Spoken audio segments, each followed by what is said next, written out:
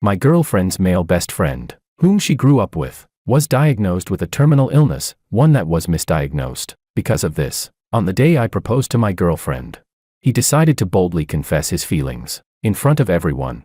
He chases, she runs, yet she can't escape his grasp. In the end, she broke through the barriers with him, and they ended up together. As for me, betrayed by everyone, I was forced to leave for a distant place, but when I was reborn, facing the familiar accusations from friends, I simply pulled a sickly, delicate young lady into my arms and said, "Let me introduce you. This is my female best friend. We just met last night."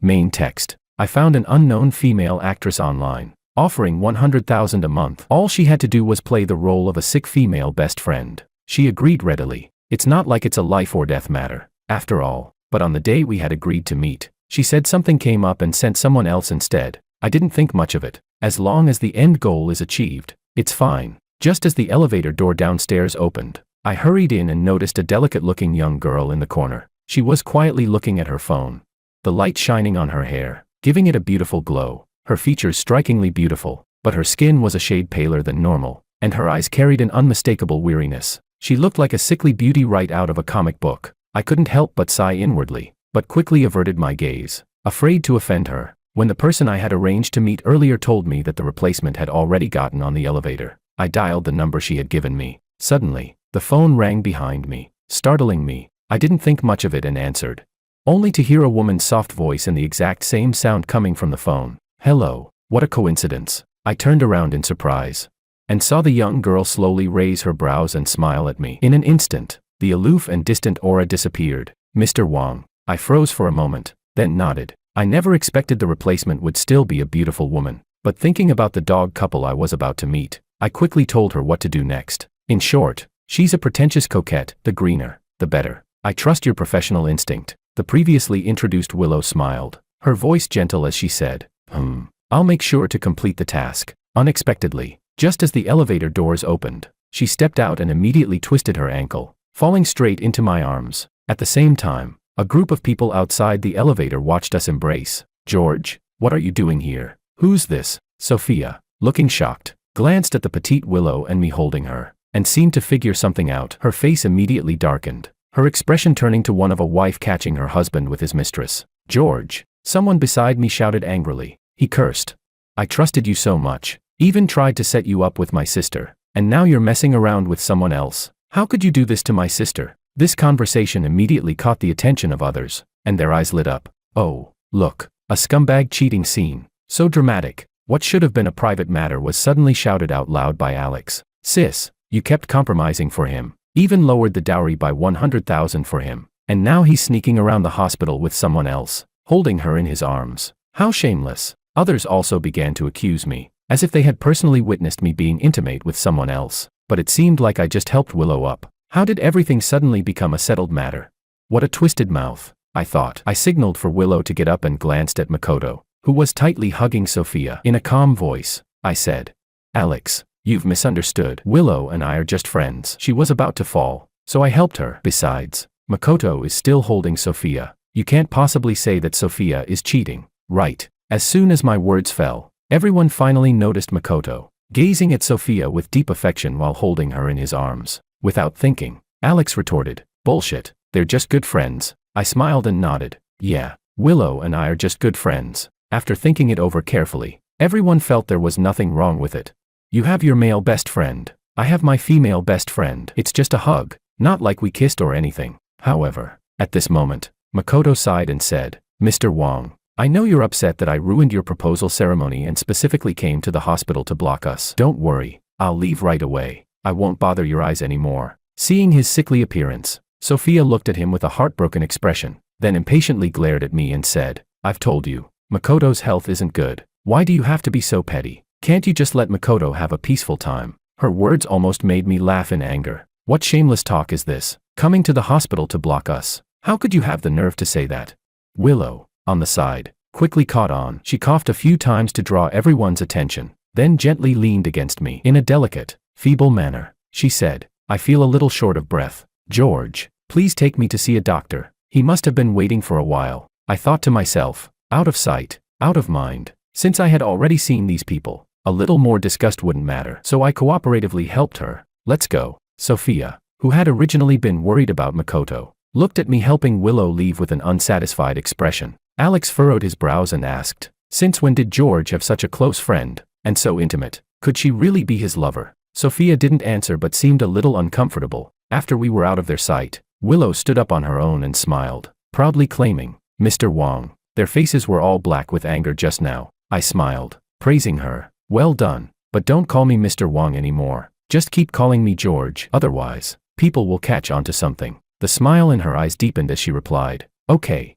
George. So what should we do next? Thinking about the actions of the scumbag and the slut, my lips unconsciously curled into a sneer. Of course, we should strike while the iron is hot. Remembering how Sophia had openly abandoned me during the proposal ceremony made my anger flare up again. The scene from that day replayed vividly in my mind. George, how could you, a grown man, be so petty? Makoto's about to die, and Sophia just went to take care of him. What's wrong with that? Exactly, they're just friends. Life and death are bigger than anything else. Can't you be a bit more of a man? There's no need to argue with someone who's about to die. My two good friends, Martin and Victor, were angrily accusing me. It was as if, for them, not giving in to women meant being stripped of their male status. Someone who didn't know the truth would have thought I'd committed some unspeakable crime, but in reality, it was my beloved girlfriend who, upon hearing that her childhood sweetheart had a terminal illness, ran to him without hesitation, and I was left behind in the Grand Hotel like a complete fool. Well, not completely alone.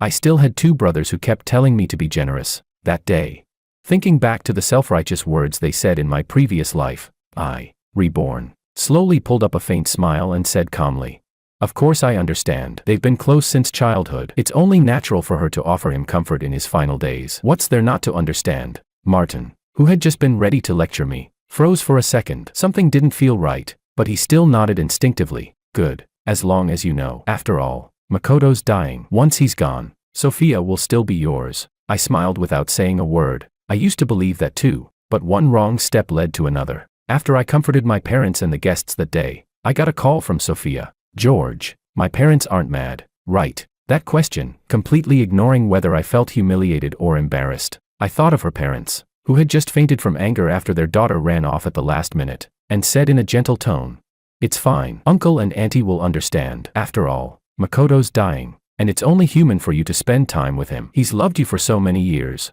After all, hearing Makoto's sorrowful confession about secretly loving her for 10 years while battling a terminal illness, Sophia's heart softened instantly. Still, she didn't forget that this had been my long-prepared proposal ceremony. In a guilty, coquettish tone, she said, I'm sorry, I didn't expect this to happen. I'll make it up to you later. Okay, I gave a cold, forced smile. Please don't. You two should stay together. Just stop dragging me into it. Sure, I could have exposed the truth, that Makoto wasn't sick at all, but if I did, wouldn't she just come pestering me again? The mere thought of that scene made me feel like I'd stepped in dog shit while walking on a clean road, disgusting and irritating. So yes, they had to stay together. Before long, I heard they'd moved into a villa. Coincidentally, it was the house meant to be our future marital home. Apparently, Makoto didn't want to stay in the hospital because he wanted to leave this world with dignity. And so, naturally, they moved in. All those carefully chosen decorations of mine became their little props for deepening their emotional bond. Thinking about the plan I was about to set in motion, I moved in that very night, and even invited my two brothers. Otherwise, people would gossip. A single man and woman living together, how improper. With more people around, things wouldn't look so awkward, right? Funny enough, that was the same excuse they used last year. It was as if they'd forgotten Sophia and I were the real couple. They just kept pushing her toward Makoto, constantly making excuses for them. Even when they kissed, they called it an accident. And the moment I got angry, they'd start guilt-tripping me, saying I had no empathy, that Makoto was dying and I was still being petty, saying things like, you're a man, why are you acting so controlling? Or, the moment you try to reason with your girlfriend, you've already lost. Once logic wins, love fades. A man should comfort her emotions, not preach to her. And just like that, what should have been my relationship turned into a chaotic battlefield of moral manipulation and emotional tug-of-war. Makoto even wore a look of guilt, pretending to apologize to me. But while saying he was leaving, he clung to Sophia, putting on a dramatic performance of life and death parting. And so Sophia became even more tied to him. I got drunk at a business dinner, and when my co-workers called her, she told me to call a driver because she was at the movies with Makoto. When I had a 39-degree fever and lay on the bed half unconscious, She was having a candlelight dinner with Makoto. Back then, no matter how I tried, I couldn't understand how someone could be so shameless. Logically speaking, an ex should be like someone who's dead, non-existent. But here he was, supposedly dying, making himself more present than ever. So, unwilling to swallow my pride, I tried everything to break them up. But in this life, I'm going to lock them together myself. When my parents heard I had moved over there, they immediately called me home for dinner. Their words were full of tests probing my attitude towards Sophia. They used to think Sophia was perfect, but after all this, they felt she was fickle, not from a proper family at all. It was all very vexing. My mom said, "George, after everything that's happened, you're still living together. Do you really still plan to marry her?" Seeing their frustration, I rubbed my nose. I couldn't tell them I'd already let go, not yet, because I still had plans to disgust her back. So I could only answer vaguely, we'll try to work things out for now." My parents exchanged a look and both sighed inwardly. My dad said, "If it's not right, cut your losses. There are plenty of women out there. She's not the only one. Worst case, sell the house and break off the engagement. I'll find the best lawyer for you. She won't get a single penny." Finally, my dad said something heavy. Hearing it, my nose stung. In my last life, for the sake of pride, I went abroad to build a career alone. By the time I'd figured things out, I got the news of their car accident. I had truly become alone. Thank heaven, now I have another chance. I've realized the best way to beat moral manipulation is to return it exactly as it's given. Hilarious. She has a male best friend. Why can't I have a female best friend who can't find an opposite-sex friend with a terminal illness, after all? And so, just as Sophia and her group came home, they saw me getting out of a taxi with Willow. She looked pale and fragile, leaning against me like a delicate bird seeking shelter, the very picture of pitiable grace. In short, she looked even more like a pretentious coquette mistress, and one about to officially enter the household at that. Aside from Sophia's darkening face, everyone else was exchanging confused glances, not understanding why I'd brought her home. Suddenly, Willow coughed a few times. I patted her back in a show of concern and asked, "Are you all right?" She shook her head and, in a soft, hoarse voice, said, "George, I'm fine. Thanks to you coming with me to the hospital. I really hate that place. I'll have to trouble you for a while longer." I smiled cooperatively and said, "No problem. We're best friends, after all." The stunned onlookers, this looks familiar. Once inside, I smoothly introduced her. "This is my female best friend, Willow. You met her this afternoon at the hospital. She'll be staying with us for a while, so please take care of her." "Hello," Willow said softly, coughing again to emphasize her sickly state. Sophia glared at me with clear discontent. "How can you possibly have a female best friend?" I replied calmly. "You have a male best friend. Why can't I have a female best friend?" She snapped back. "How can male best friends and female best friends be the same? It's perfectly normal for a girl to have a male best friend, but when a guy has a female best friend, it's weird. Everyone knows what you men are always thinking about." I countered, "If men aren't allowed to have female best friends, then where do women get their male best friends from?" Sophia was momentarily speechless. Then she frowned and asked sharply, "We've been together for so long, how come I never knew you had a female friend?"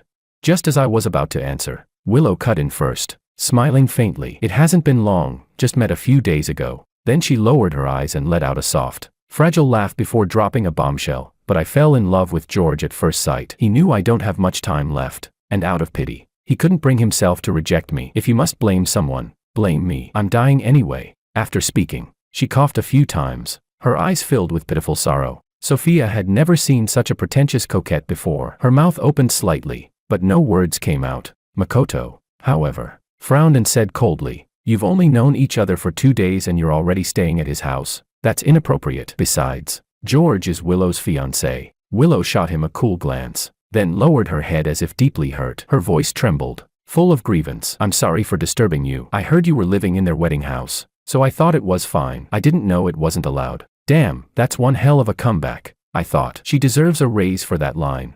Sophia's expression changed instantly. Flustered, she turned to me and said, "George, I didn't mean to let her move in. It's just that the hospital felt too hopeless, and the environment here is better." I nodded understandingly, cutting her off just in time. "Yeah, I get it. You two kissing on the balcony was also mouth-to-mouth resuscitation. Right, totally understandable. In my previous life, I had only found out about that much later. Back then, I was about to go abroad. Makoto came by to kick me while I was down, bragging proudly about how Sophia had fallen for him. And Sophia, the most I'd ever done was hold her hand. She used to say she wanted to save the best part for our wedding night. Damn it. Thinking about it now still feels like a cruel joke. For a moment, the whole living room went silent, especially Sophia and Makoto. They were probably wondering when exactly I had seen them. I looked at them both and thought, back in that previous life, when I saw that scene, I really shouldn't have just slapped them. A dog can't stop eating shit. How could I ever expect her to come back to me?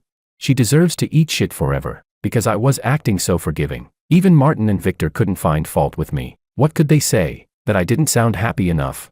When the tension thickened again, Willow decided to pour gasoline on the fire. She said innocently, "That's odd. The balcony's so small. How did you two do mouth-to-mouth resuscitation standing up? Does that mean you could do it for me too?" I answered with perfect seriousness, "Of course, we're best friends, after all." Sophia shouted, "Disgusting. Stop pretending already." Sophia Kim finally lost her temper completely and yelled, "George, you think I embarrassed you that day, so now you're doing this on purpose to get back at me, aren't you?"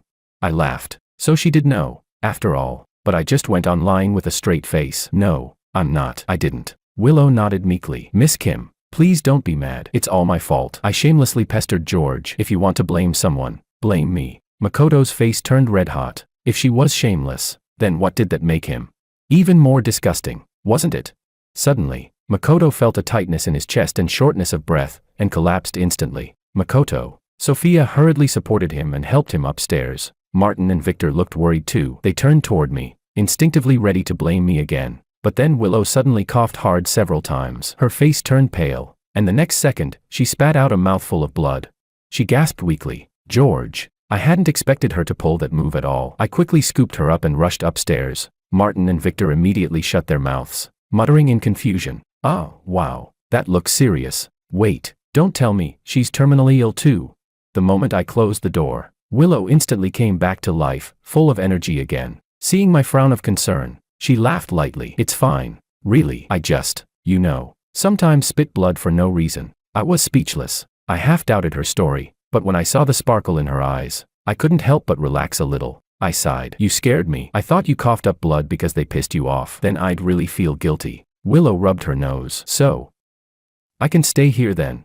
I replied. "Of course, I bought this house. What right does she have to object? In my previous life, I'd been stupid enough to let those two trick me into putting Sophia's name on the deed, and they even swindled me out of the money. That debt had to be paid, one way or another." A few minutes later, Sophia came knocking anxiously. She hesitated at the sight of Willow lying weakly on the bed. I heard she coughed up blood.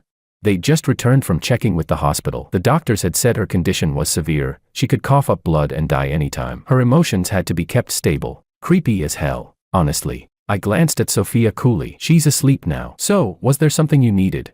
Sophia blinked, remembering her reason for coming. "You should move to another room," she said quickly. "It's inappropriate for a man and woman to live in the same room together." Martin immediately nodded. "Yeah, that's really not proper." I gave a faint smile, tinged with irony. "A few days ago, when Makoto fainted, didn't you stay up all night by his side without even changing clothes?"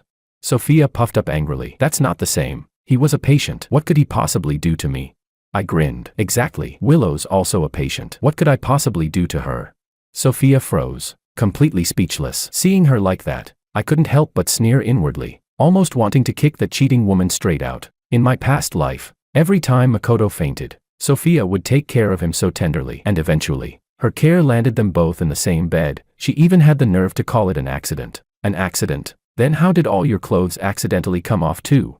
Absolutely disgusting. Martin and Victor had even tried to defend them, saying they'd merely slept together innocently, that nothing happened, and that I shouldn't take it to heart, because, after all, Makoto was dying, so I should let him have it. Utter nonsense. Sophia still didn't give up. "Then I'll take care of her instead," she said. I looked at her with mock surprise. "Oh no, that won't do. Makoto still needs your care, doesn't he? I'd feel bad making you look after two people. Besides, you and Willow don't even know each other. It'd be awkward. And this bed's only big enough for two. You're not planning to squeeze in together, are you?" My words left her completely cornered. Her face turned red. "Fine, do whatever you want," she snapped, turning to leave. Martin and Victor exchanged a glance, muttered an excuse, and left too. Then Willow opened her eyes and said softly, "Those people really do hide filth behind their righteous masks." I shrugged. "Ain't that the truth?" Ignoring Sophia's disapproval, Willow stayed. Conveniently, her room was separated from mine by only a single wall. Later, she offered to cook something for me to taste. Not wanting to face the others, I agreed to help her in the kitchen. While I was chopping scallions, Willow leaned close to grab the seasoning from the shelf, standing just in front of me. The way we were standing, she was practically encircled by my arms. I froze instinctively, heart suddenly racing. Even when I'd been with Sophia, the most we'd ever done was hold hands. No one had ever stood this close to me before, especially not like this. Just as I was about to step back, a sharp voice cut through the air. "What are you two doing?" Sophia stormed in, shoving Willow aside. Willow's waist hit the edge of the table with a dull thud. She winced, letting out a soft gasp of pain. "What the hell is wrong with you?" I snapped at Sophia, immediately checking if Willow was hurt. To me, Sophia had just gone completely insane again. Sophia's eyes were red, her voice trembling. "What were you two doing? Standing that close, early in the morning and already grabbing at each other? Do you think I'm invisible?" I frowned, my tone cold and impatient. "Making breakfast counts as grabbing at each other now? Then what about you and Makoto before? Were you cheating every morning too?" At that, Sophia fell silent, remembering that she and Makoto had been the ones cooking breakfast together the past few days. Her face stayed dark the entire meal. She even forgot to take food upstairs to Makoto, but I wasn't about to remind her. I wasn't that much of a saint, I had to admit. Gossip spreads fast. The humiliating scene from our engagement party had already made its rounds through our social circle. Even people who had always hated me were now pretending to care, just so they could pry for details under the guise of concern. After dealing with a few rounds of that nonsense, I finally understood what it meant when people said 3 women can turn a street into a stage. Give them a bit of space, and they'd probably start a full-on drama right there. I'd originally planned to find another opportunity to break up with Sophia, but when I finally got home from work one night, the whole house reeked of alcohol. I was just about to turn on the light when someone suddenly grabbed my arm. Startled, I turned, and saw Willow beside me. Her soft voice brushed against my ear. "Don't turn on the light." Confused, I lowered my voice too. "Why not?" She wrapped her arms around mine, tiptoeing slightly to get closer. My whole body tensed. Despite her usual frail appearance, she had an undeniably curvy, toned figure. Her faint perfume drifted through the air, heating my blood and sending a wave of restless heat coursing through me. She didn't seem to notice my reaction and whispered, her tone laced with mischief, "Look, your ready-made evidence just walked right in." I frowned, not yet understanding, but as my eyes adjusted to the dark, I saw Sophia and Makoto tangled together on the sofa, faces flushed, clearly drunk. For a moment, I was stunned. "They're both drunk." Willow's voice carried a sly smile. "Didn't you want to break up with that cheating woman? Well, looks like they've already handed you the perfect reason." I was silent. Deep down, I knew, maybe in my past life, they'd already been doing exactly this long before I ever found out. How could Sophia sleep with another man and still say she wanted to marry me? I asked quietly, "So, what do you plan to do?" Willow chuckled softly. "Simple, an eye for an eye." After recording their filthy little scene, I took a deep breath. Then I flicked on the lights, forcing my face into a mask of rage, and shouted, "What the hell are you doing?" My voice was so loud that Martin and Victor came stumbling out of their rooms almost instantly. "George, what's with the yelling?" Martin grumbled irritably. Sophia, startled by the light and my outburst, woke up instantly. Seeing herself exposed and disheveled under everyone's gaze, she yanked the blanket up to cover herself, which, unfortunately, left Makoto completely uncovered, lying there like an idiot for everyone to see. Martin and Victor immediately realized what had happened, their eyes going wide in shock. I quickly pulled Willow close and covered her eyes. The motion was so sudden it looked like I was holding her in my arms. Willow leaned lightly against me, her lips curving into a soft smile. "It's okay," she whispered. "I've already closed my eyes." At her words I awkwardly pulled my hand back. Sophia's face flushed. She tightened her bra strap and bit her lip. "George, let me explain." I rolled my eyes inside, then calmly dropped a thunderbolt. "Forget it. We're over." "What?" Sophia cried in disbelief. Just then Makoto groggily woke up, saw the scene, and went white, scrambling to pull his pants up.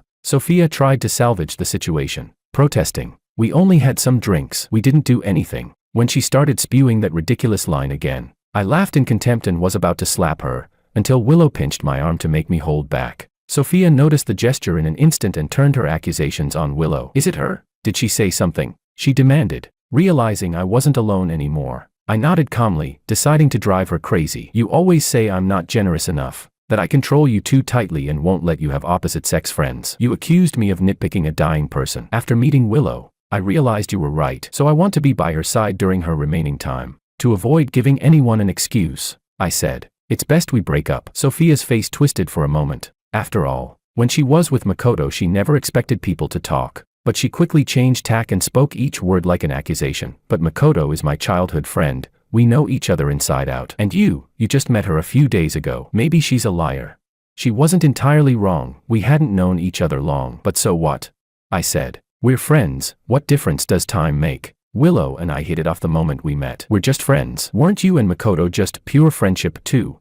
Seeing her completely stumped again, I sneered inwardly. No wonder it's a kiss and tell friendship. Makoto stammered. This must be a misunderstanding. I'd had zero patience left for that guy. I grabbed Willow, who'd been enjoying the show, and took her upstairs. Right, yes, let's all pretend we're blind. I couldn't stand them for a day longer. I sent the proof of Makoto and Sophia's betrayal to Sophia Kim's parents, telling them their daughter had found a better match and that it was over between them for good. The Kim parents erupted. Makoto, who is he? A dying man. Helping the dying is one thing, but how could we let our daughter marry him and live as his widow?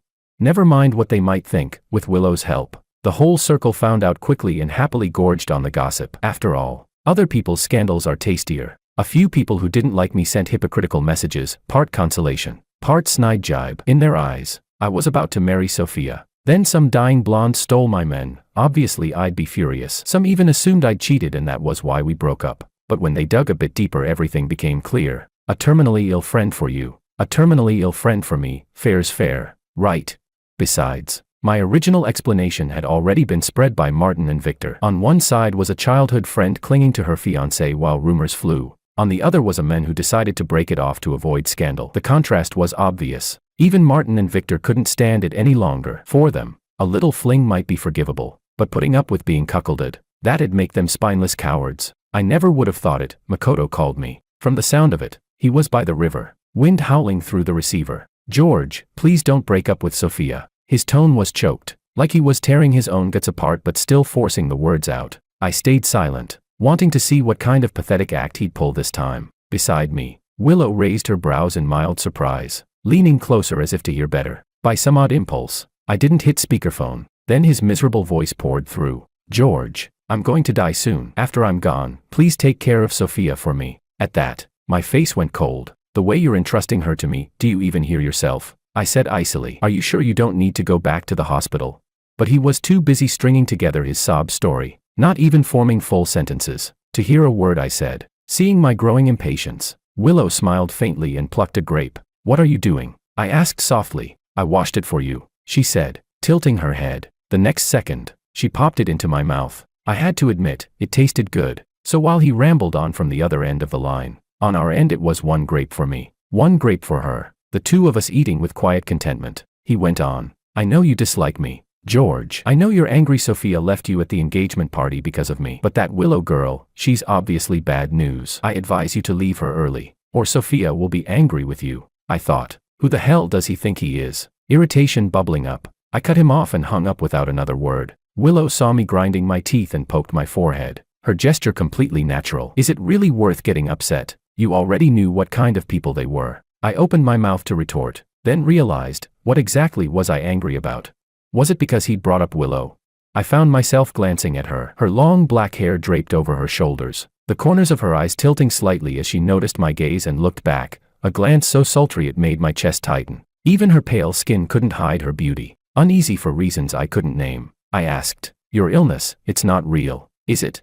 Normal people can't just cough up blood on command, though it had only happened once. Thinking about it still left a pit in my stomach. Willow seemed surprised at my sudden question but only brushed it off vaguely. Seeing her dodge the topic, I realized I knew almost nothing about her besides her name, that she was someone I'd hired. How had I started to care so much about someone like that?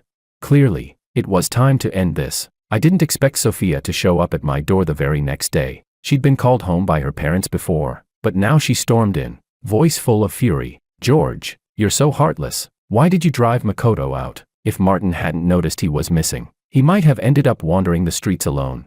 Willow slipped her hand into my clenched fist, her tone dripping with sarcasm. What now? Is he some kind of baby who can't live without his mommy?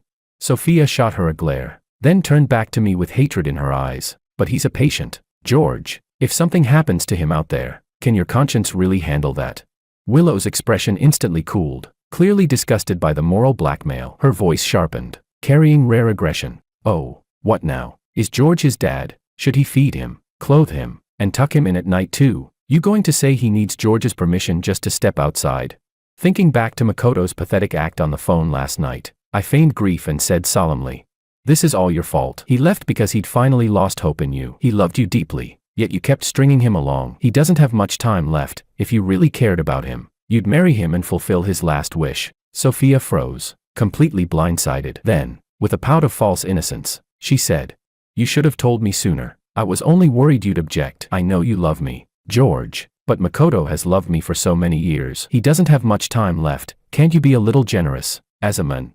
That was revolting, so much so I couldn't even reply at first. Willow let out a quiet, mocking laugh. Her beautiful almond eyes glinted with subtle malice and jealousy as she said, some cheap women really think they're irresistible just because a few men once liked them. They're tossed aside and still think every man wants them. But in reality, they're nothing but shiny trash, pretty on the outside, rotten inside. Her words hit like a slap. I felt instantly refreshed. Apparently still unsatisfied, Willow leaned into my arms and put on a fragile act. She said softly, after all, George has been spending his time taking care of me. How would he have the time to bother her? And I really like George. Since I won't live much longer, please don't be mad at me. You're such a grown woman. Can't you be a little more generous?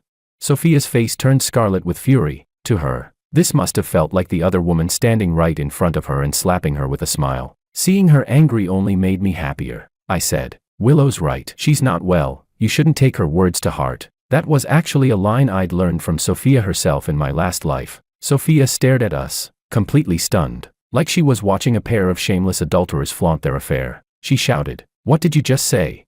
I turned toward Martin and Victor. Don't you agree? They nodded rapidly. Yeah, you're absolutely right. Sophia nearly exploded. How can you two take his side? Martin and Victor exchanged a look, then said solemnly, we've always been on his side.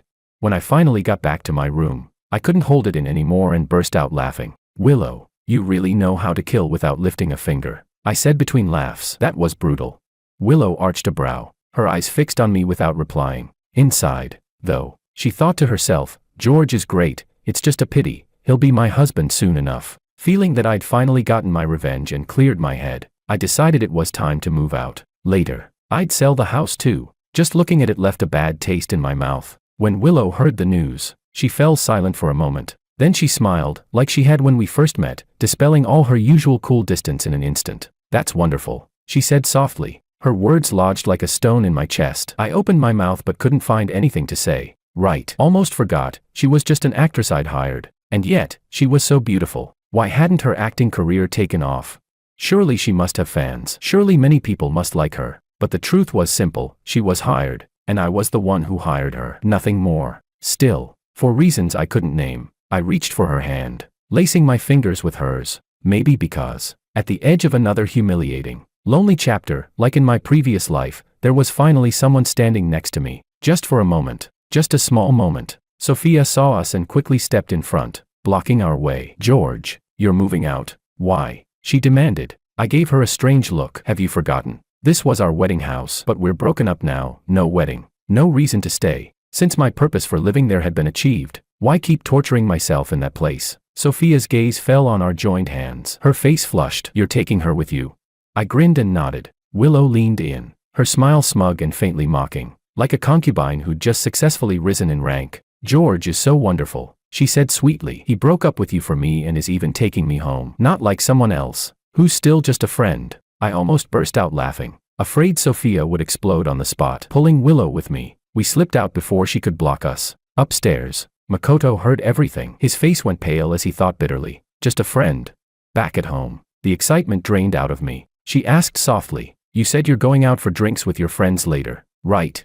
The air stilled. Willow turned toward me, her smile tinged with loneliness. Around us, a bittersweet current flowed. I nodded. Yeah, you should head back. I opened my mouth, searching for a reason to make her stay, but found none. With my life in such a mess, what right did I have to drag her into it? In other people's eyes, who knew what I'd already looked like, she simply said, okay. I had finally cut ties with those two, sold the house, reclaimed the wedding money. I should have felt relieved, but everything I did felt distracted, half-hearted. My parents thought I was still depressed because of Sophia. They whispered their curses at her behind closed doors, furious at her shamelessness. I believed that once I got used to being alone again, everything would be fine. But when Sophia texted me, asking to meet up, something in me sprang back to life. I even dialed the old number in excitement, only to hear another voice answer. Oh, you mean Willow? She's been busy lately. I haven't been able to reach her either. Disappointment washed over me like cold water, but I could only pretend nothing had happened and hang up. If at this point I still didn't understand my feelings for Willow, I really would be a fool. For a moment, I didn't know whether to feel relieved for finally seeing my feelings for Willow clearly, or to feel lost because she had already left. Forget it, maybe it's just one of those meant to meet but not meant to be together kind of fates. I sighed. After thinking for a bit, I decided to meet Sophia first. At least it could distract me for a while. Perhaps heaven still favored me. When I arrived at the restaurant entrance, I saw someone I never expected. She was still looking at her phone, her stunningly beautiful face calm and expressionless. Her features were sharp and refined, yet carried a distant chill. She didn't look like a fragile beauty, but rather like a cold, elegant heiress from a wealthy family. To hide my excitement, I pressed down the corners of my mouth, but the spark in my eyes was impossible to conceal. Willow, why is it you? But then, a thought hit me. What if she was here to meet someone else? A guy, even. My mood sank instantly. I forced a stiff smile and said, "Or are you here for a date with someone?" Willow was momentarily taken aback. After seeing me, she raised her brows slightly, a teasing smile playing on her lips. Of course, I was speechless, but the next second, she added nonchalantly, "Isn't that someone you?"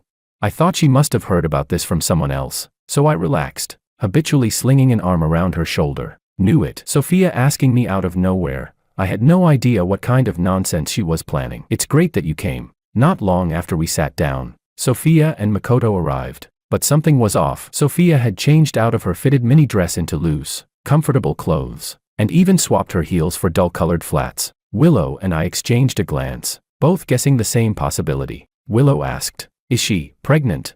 I shrugged. Probably got carried away now that they've thrown morality out the window. I was speechless. The Kim parents haven't even agreed to let Makoto marry Sophia yet. Forget moving fast, they aren't even officially together. And she's already pregnant. What the hell? Then confusion set in. What did this have to do with me? Why did she call me here? Until Sophia, looking ashamed, asked me to pretend the baby was mine so everyone else would believe it. That's when I finally snapped. Are you out of your damn mind? You're pregnant and want me to take the blame. That's not a favor, that's suicide. Even a starving man wouldn't eat that kind of meal. It was the first time Willow had ever met someone so shameless. She was furious, but also amused by the absurdity. With a cold tone, she said, "A woman who flirts with other men when she's about to get engaged, and a man who gets someone pregnant and won't take responsibility, you really are a perfect match. A moral disaster, the both of you." Sophia, already feeling guilty, turned livid with shame and snapped, "What's it to you?" Willow's eyes flickered, an idea clearly forming. She said softly, "Well, to tell you the truth, because of my illness, I can't give George a child. That's always been my greatest regret. Miss Kim, after you give birth, could you perhaps help us out by..." Sophia Kim froze, her face twisted in disbelief, as if Willow's meaning was too shocking to even process. Biting her lip, she hissed, "What do you mean? You want me to be your surrogate?" I immediately understood what Willow meant, and inside, I was on the verge of bursting out laughing. On the surface, though, I put on an anxious face and said, "Exactly. My parents are so traditional, they've always wanted me to carry on the family line. How about this? I can acknowledge the baby as mine. And if you could help Willow and me have a son afterward, if once isn't enough, we'll try twice." Sophia was shaking with fury. She yelled, "What do you take me for?" I gave her a sidelong glance and said calmly, "You might want to think this through. Opportunities like this don't come twice. If Makoto leaves you, your child won't even have a father. How will you explain that to your parents? Do you really think they'll accept a child born out of nowhere? Having a baby out of wedlock, it's not exactly a good look, you know." Sophia's face turned red with rage. She jabbed a finger at Willow and snapped, "She's dying anyway, isn't she?" I narrowed my eyes. That was a particularly cruel thing to say. Willow chuckled softly and replied, "That's not the same. Even if I die, my child would still be here. It would give my parents something to remember me by. They'd be overjoyed." Sophia looked like she was about to explode. Seeing her face go pale, Makoto quickly rubbed her back to calm her down. "Don't get angry," he said gently. "You're pregnant." Then he turned toward us, furious. "How could you even think of using the child like that? You're disgusting." I wrapped an arm around Willow's shoulder with a cheerful smile and said, "Yeah, how could anyone dump their child on someone else? That's absolutely insane, utterly heartless." Willow let out a mocking laugh and asked, "So, what did you two come here for?" "Exactly." Sophia froze, speechless. From what they'd just said, wasn't she basically asking me to take responsibility for their baby? The air suddenly turned awkward and heavy. Even the people secretly eavesdropping started realizing what was happening. Their worldview shattered, and they laughed in disdain. Unbelievable. Wasn't this the very definition of double standards? When Willow noticed they were still unwilling to back down, she delivered the finishing blow. If you bring this up again, I'll send those photos of you two fooling around on the couch straight to your parents. And then, let's see who gets blamed for the mess. I was amazed. Willow's foresight was brilliant. After we left, I was afraid I might lose contact with Willow for good, so I quickly asked for her contact info. She looked genuinely pleased. For the sake of the future, I glanced at her slightly pale face and asked carefully, "How about this? No better day than today. Let's go to the hospital again. Maybe the diagnosis was wrong." Willow blinked in surprise, then said, "I thought you," but she didn't finish the sentence. Realizing that I was still worried about her coughing up blood before, she didn't refuse. After all, being cared for, it's a pleasant feeling. When we visited the hospital, the doctor said everything was fine. The occasional blood was normal, just a result of her unique constitution. I was speechless. After a brief moment of confusion, I just accepted it. It was probably Willow misleading them on purpose before. Rare diseases do exist in this world, maybe hers was just one of those strange ones. Soon, I heard Sophia Kim's name again. Apparently, after Makoto's affair was exposed, Sophia tearfully claimed he didn't have much time left and insisted on keeping the baby. But when the Kim parents demanded proof and forced Makoto to get checked, the doctor announced he was perfectly fine. The damage was done. The Kims, already swamped with business troubles, had no energy left to deal with their messy love lives. But Sophia felt utterly betrayed. She had sacrificed so much for him, even carried his child, and yet, he turned out to be completely fine.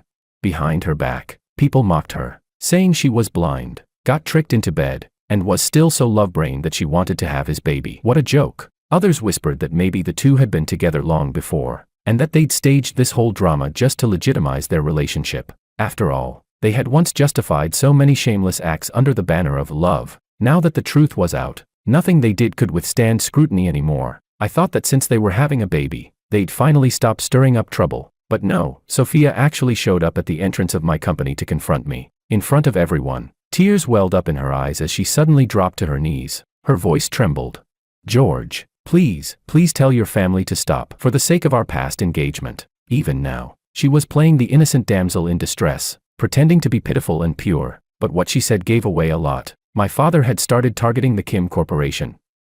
Typical of my father. I cleared my throat, feigning a more aggrieved look than hers, and said, "Sophia, it's not that I don't want to help you. Business is like this. Sometimes you win, sometimes you lose. It's not called suppression, you know. Besides, you're pregnant with Makoto's baby. How can you be running around looking for your ex-fiancé? What if you fall? What if you lose the baby? How will you two get married then? Didn't you call off our engagement just to be with him?" Because I raised my voice, everyone nearby heard every word loud and clear. Their once sympathetic gazes immediately shifted. Good grief, so she cheated and got pregnant before marriage? That's impressive. Sophia covered her face and broke down crying. She never imagined I could be so cold-hearted. But maybe my words struck a nerve, because she suddenly clutched her stomach in pain. Then someone screamed, "Oh my God, she's bleeding down there. Is she having a miscarriage?" Sophia's face turned ghostly white as she gasped. "My stomach, it hurts." I frowned. It didn't seem like she was faking it this time. Just as I was about to call an ambulance, Makoto stormed in, his face twisted in fury. "George, what did you do to Sophia?" he roared. "Unbelievable, standing here doing nothing, and I still got blamed for it." A man nearby scoffed and retorted, "It's your shameless girlfriend who came here to cause trouble. Don't go blaming others. Birds of a feather. Trash finds its own kind." I smiled faintly at Makoto, then met his bloodshot eyes with a calm expression and said coldly, "Instead of throwing accusations around without knowing what happened, maybe call an ambulance first." Just then, Willow came rushing over. She was panting, her face full of visible worry. "What happened, George? Are you okay?" she asked. Even though she knew Makoto wouldn't dare lay a finger on me, she still came running, and the first thing out of her mouth was concern. My heart softened a little. I didn't want to keep entangling myself in this farce any longer, so I took her hand and said, "It's fine, let's go home. My parents said they want to meet you." Her eyes suddenly lit up, shimmering bright, and she answered almost instantly, "Okay." We didn't spare another glance for the others. Later, I heard from someone that their baby didn't make it. Apparently, Sophia had eaten something she shouldn't have. She was devastated, convinced that everything she'd suffered was Makoto's fault. Then she started regretting it all, saying she should never have abandoned me for him. Not long after, word spread that Makoto had his leg broken by Mr. Kim in a fit of rage. After that, he completely disappeared, like he'd fallen off the face of the earth. I sneered and stopped thinking about them altogether. A pretentious coquette will always be a pretentious coquette to someone like her. Everything is always someone else's fault. Changing partners doesn't change her nature. From that day on, Willow and I grew even closer. Our words carried a subtle, unmistakable tension of flirtation. And yet, despite the lingering sweetness, I still hadn't broken that final barrier between us. Maybe it was my past life's experience that made me hesitate, too cautious, too afraid to step forward. Willow seemed to understand. She stayed by my side quietly, never pushing, never asking for more. Even my parents couldn't stand watching anymore. They thought I was stringing her along. My mother said, "Son, you can't stop eating just because you once choked." What happened with Sophia was awful, but life has to move forward. Willow's a wonderful girl. If you really don't want to keep her waiting, then be honest and let her go. Several of my friends would love to have her as a daughter-in-law, you know. Without even thinking, I blurted out, "No way." My mother smiled knowingly. She said, "Oh, come on. We know you too well. The way you guard her whenever someone else so much as looks at her, you two should just make it official already. Your father and I would be so much more at ease." I knew they were worried I'd stay stuck in the past, unable to move on. And once, that had been true, but now, there was someone who made me happy just by thinking of her name. Everything else simply faded away. I said, "I know, I'll talk to her properly, but there had to be a right time. I couldn't just walk up and say, 'Will you marry me?' That would feel so abrupt, so awkward. So I waited and waited until Willow's birthday arrived. During those days, Willow began opening up completely. She confessed that the actress I'd seen before was just her best friend. She wasn't an actress at all. She was simply a rich heiress from a publicly listed company. When I first heard this, I went silent for a moment, then joked, "So, you liked me all along. Is that why you deliberately approached me?" She didn't answer. She only hooked her arms around my neck and said, with total confidence, "Of course, you're such a good man. If someone gave you up, it's only because she was blind." I felt a deep rush of emotion. Meeting her was truly the best thing that had ever happened to me, but I also wondered, why hadn't this person appeared at all in my previous life? It was as if she'd materialized out of thin air. Later, when I carried a drunk Willow back to her room, I asked again when she'd fallen for me. She wrapped her arms around my neck, stood on tiptoe, and kissed me. Her eyes were filled with tender longing. "Of course," she said, "a very, very long time ago." Looking into her eyes, I suddenly remembered all the disgusting scenes from my previous life and muttered to myself, "When I was abandoned by everyone, cornered with nowhere to go, if only you'd been there." She looked aggrieved and whispered, "I'm sorry. If I hadn't gone abroad back then, you wouldn't have had to face all that alone. I should have come back earlier, before you went abroad yourself." Abroad? My heart jolted. Wasn't that something from my previous life? Could it be? The thought left me stunned, half in disbelief, half grateful. So I wasn't as worthless as they'd said. Someone had always been thinking of me. I took a deep breath and held Willow tightly in my arms. I said softly, It's okay, you came back." "Yes," she murmured. "I came back. And soon, we got married." Back when I'd been with Sophia, she'd set down an endless list of conditions before agreeing to my proposal. Now, after just 3 months with Willow, we were already making plans for the future. Maybe that's what happens when you finally meet the one you truly love. After learning I'd been reborn, Willow was always afraid I might get upset again because of Sophia and the others. But with someone so much better waiting for me, why would I ever let irrelevant people distract me? The past is gone. The days ahead are still bright.